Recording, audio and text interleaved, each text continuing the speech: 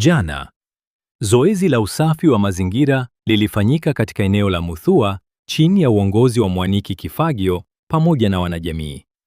Zoezi hilo lililenga kuondoa taka zilizokuwa zimetupwa kando ya barabara, jambo ambalo lilikuwa limekuwa chanzo kikubwa cha malalamiko kutoka kwa wakazi na makanisa eneo hilo. Leo, tunashukuru kuripoti kuwa taka zote zimekusanywa kikamilifu na eneo hilo sasa ni safi. Tunathamini juhudi na ushirikiano wa wanajamii, msimamizi wa wadi, Mwaniki Kifagio, makanisa, pamoja na Kihoi wa Green Army kwa msaada wao na kujitolea kuhakikisha mazingira yanakuwa safi na salama kwa jamii.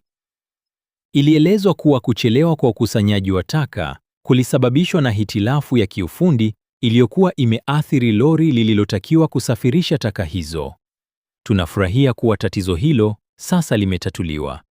Aidha, wakusanyaji wote wa taka wanaombwa kuepuka kuondoa taka kutoka maeneo ya makazi bila mawasiliano ya wazi na uhakikisho kwamba ukusanyaji na usafirishaji wa taka utafanyika siku hiyo hiyo.